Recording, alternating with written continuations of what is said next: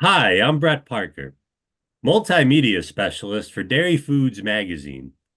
And today we're highlighting Dippin' Dots, who recently announced the upcoming launch of its new Dippin' Dots Ice Cream Sundaes, marking the brand's first expansion into the grocery freezer space. For the first time, Dippin' Dots fans will be able to enjoy the beloved beaded ice cream brand in a new format in individually portioned cups. Here to discuss this with us is Lynwood Mallard, Chief Marketing Officer at J&J Snack Foods. Lynwood, thank you so much for joining us today. Hey, good morning, Brett. Great to be here. Could you explain the initial inspiration behind the new ice cream sundaes? I'd be glad to.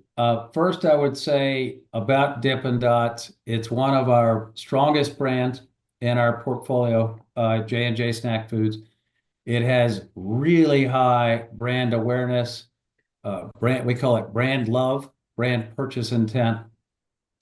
So after we made the acquisition of Dippin' Dots over a year and a half ago, I think we're going on about 2 years, we started to do some what we call brand stretch research to understand where else might Dippin' Dots go. And then we also talk to consumers all the time about where would they like to see Dippin' Dots show up. And what we learned is that they love the brand, but they'd like to have more access to it. So as we looked at different concepts that we tested, we realized that an idea that might have some legs is a product, a package that would show up in grocery stores that's like Dippin' Dots, but we might try something a little bit different, a little bit of a slight spin off the original beaded ice cream. So the Dippin' Dots Sundaes was one of the concepts that we tested. It scored very well. And strategically, it allows us to do something with the brand that's not identical to how you might find the brand in market today. What are the biggest challenges of creating an ice cream product for the grocery freezer space? First, I would tell you it's super competitive.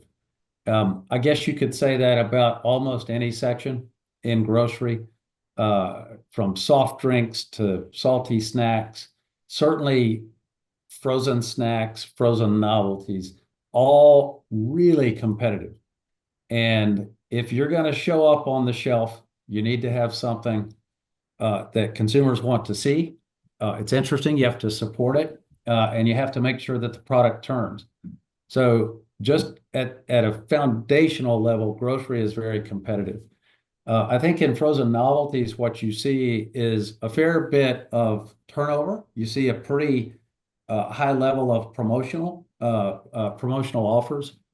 You've got some outstanding competition in that space today. And let's call it like it is. There are other loved brands in the space today.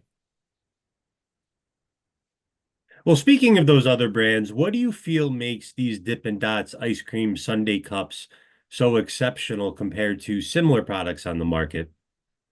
Well, we have a little bit of an advantage or leg up on that, I would say. Now, I might be biased. I do love my brand, our brand, but Dippin' Dots scores pretty well for being unique anyway.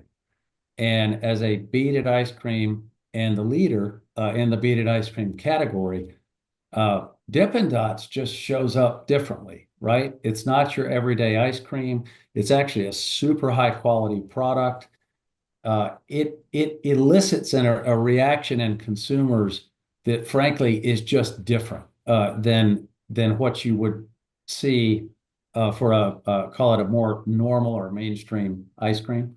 So I think right off the bat, the brand has an advantage. Then what we did with intention is we created a product that we thought would be interesting and a little bit of a twist. I don't think there's a product quite like the one that we've designed, this Dippin' Dots Sundae. I'm sure there's something out there on the shelf that may be similar to it, but Dippin' Dots Sundaes, I think, are going to score really high for being unique. What do you feel are the most important principles when it comes to innovation in the dairy product space? principles, I would say you've got to, there's probably a long list, so I'll do my best here, but I think you have to, one, have good instant brand recognition, and I think we've got that in Dippin' Dots. I think it needs to pop off the shelf. I think you need to have, especially as you launch something, I think you need to have flavor profiles that are probably that rank up there near the top for what consumers are looking for. I think you need, at a fundamental level, you need to have a good value proposition. We, when it comes to sort of the big time macro trends these days, one of those is indulge me, which means that consumers want to take these little mini vacations and have something that's special. They want to treat themselves, basically. And that's a big part of the snack and dessert landscape these days. But what they're also looking for is not just, give me something great and fun and tasty, but also I'd like to see it at the right value. So we call it, there's a barbell challenge these days that you have something that is exciting and fun, but is also at the right value. So fundamentally, I think you have to nail the value proposition especially as you launch something. And I think that, on top of that, in launch phase, that value proposition includes the right level of promo activity so that you're moving consumers and shoppers up the adoption curve from trial to then repeat. You got to have repeat, and then you're trying to move them up to, hey, I'm pretty sure I love this, and I'm going to go buy this, almost every time I'm in the store, or at least a frequency that's good and healthy for frozen novelties. Fantastic. Well, that's all the time that we have for today. Lynwood Mallard of J&J Snack Foods, thank you so much for your time. We really appreciate it. Thank you very much, Brett. Great to be here. And thank you all for watching.